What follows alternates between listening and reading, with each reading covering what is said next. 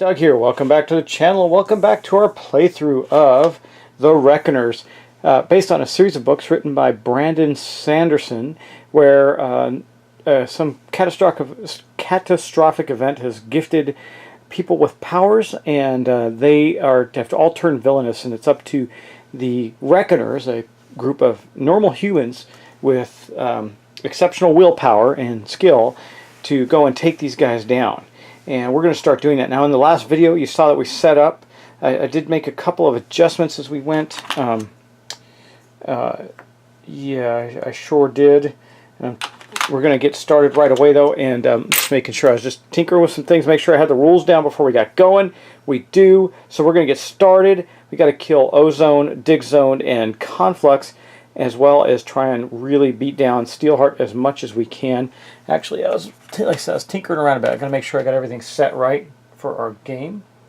I do not. Okay, I do now. All right, we're good. And we had 3 money. Okay, let's get started. We actually have 0 money right now because we spent it in the setup phase. So I think we're set. I'm going to get started with the new turn. Now, I went over the rules in the last game, so I'm not going to go over this game, although you'll see things as they transpire. I hope I picked the right characters, and we're going to get started with the professor's roll right now. I had kept a couple dice aside, but I decided to start fresh. We're going to start rolling and get some things done, and I'll show you how this plays out as we go. Now, we're going to get a total of 3 rolls. You'll see how that works, and let's get going. Now, I'm debating, do I roll once for one character, then once for the next? We'll see how this goes, but right now we're rolling for the professor. Let's see what he gets. That is kind of weak, but he does have this ability. This might be useful to us in a moment or two. Let's see. I don't know that I want to keep... You know what I can do is contain... So here's one thing I am going to do. I'm going to keep this containment dice. We have to keep some dice to contain Ozone a little bit. We'll just keep this one. We don't need the rest. We'll keep that to kill the one enforcer that's with us. And let's see, what do we need? We need 4 investigation. We got 1. I have his night vision goggles, which give him another one for free each round that we can use. Do I keep that as well, or do I keep rolling? I think we're going to keep rolling from there. We got her contained. We killed the enforcer. I might move, actually. Let's see what we get in the next set of dice rolls. That'll help us understand that a lot. I'm going to keep rolling for him. I think I have an idea, because I need to get to Dig Zone as well. Oh, this is good. This is good. Yeah, this isn't bad. I think we'll keep that for sure, because we're going to move over. I don't need to keep... Yeah, I will keep that, because that'll allow us to move over to... I don't think I want to keep that, actually. That's what this die does, though. The reason I'm saying that is, you know what? I'm going to put these aside right now before I decide, and I'm going to let Tia roll her first set of dice. Now, I forgot to mention this as we set up. She gets an extra white die with the flash grenade, so she's got 4 white dice right now, and her 3 special dice. Let's see what she gets. So I want to see if she can contain the guys that she has. So the answer is... So she can do containment on Conflux and on Steelheart. So we're going to take this containment, we're going to slot that for sure, and I'll show you what slotting means as we go back to our player boards.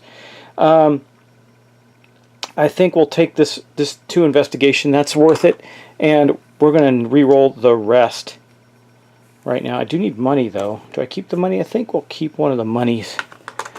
Okay, now let's roll again, because I want to see if she can take out the 2 guys that are there in her space with her.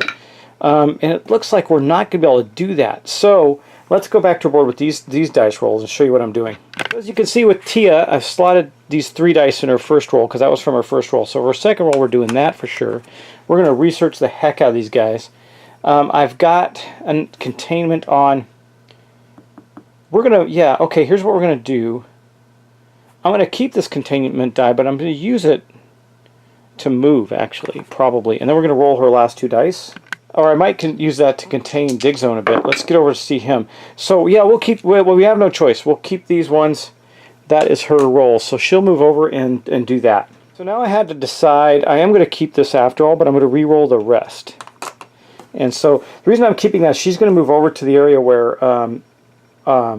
Tia is now and contain the 2 enforcers there with that die after killing the one in his space.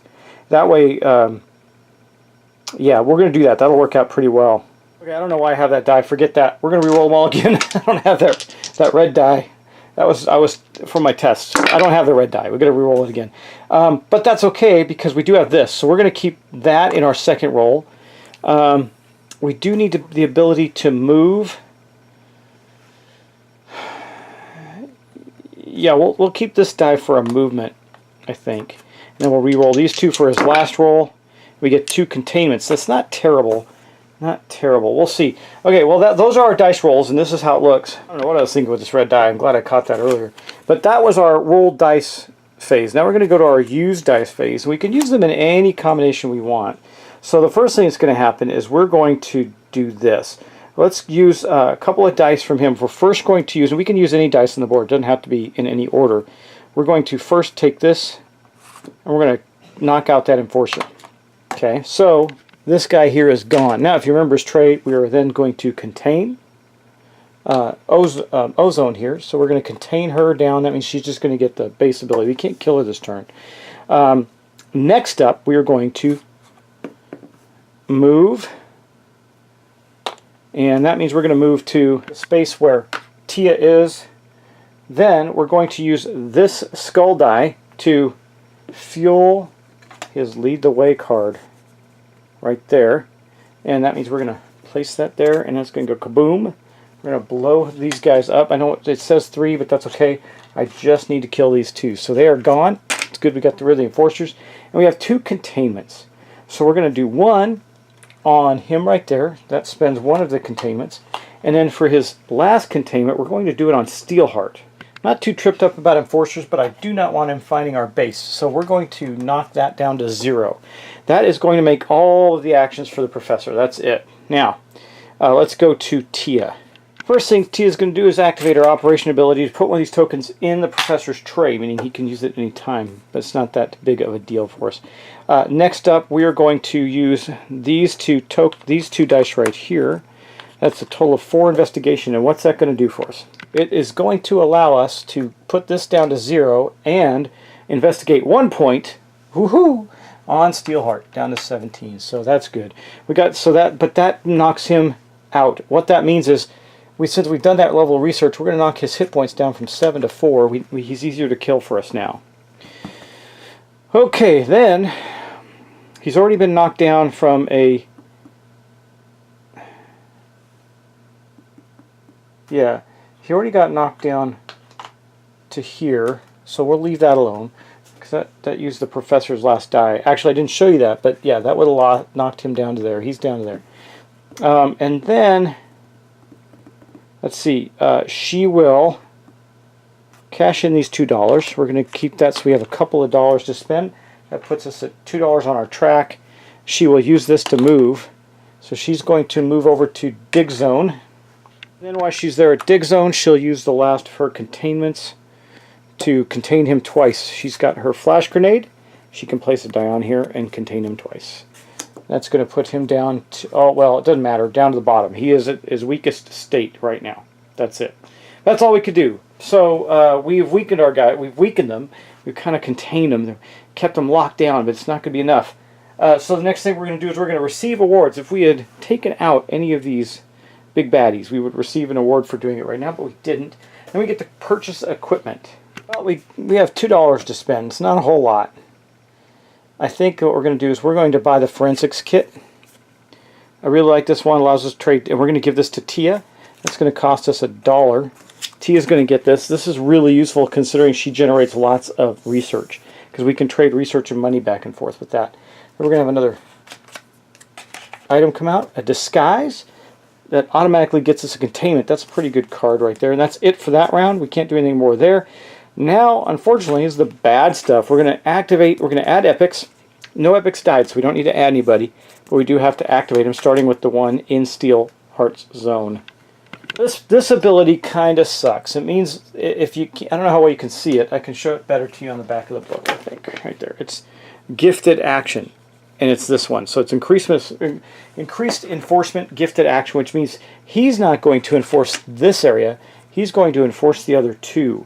So, just giving you an example, we're going to put 1 here and 1 over there. So he sent enforcers out from from the museum campus to the Navy Pier in Millennium Park. That's not great for us, but it's okay. That is all he gets to do, and then his ability goes up 1. That's it. That's the end of his turn. Now we're going to go to Ozone. Ozone's relatively benign. She's just going to drop an enforcer in her own space and pump it up one spot right there.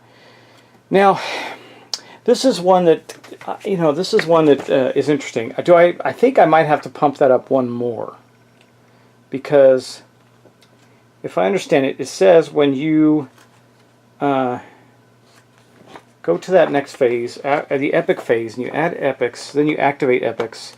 At the end of that, it says move the epic action bracket to the right a number of spaces plus 1 for each enforcement miniature. Well, since he gifted those and he was first, I think this is going to go up there, and that sucks, but I think that's right. Tell me if I'm wrong there, but I think that's true, because that was there as we did the action. Same's going to happen for Dig Zone, which is not great. We're going to have to really battle it out this turn.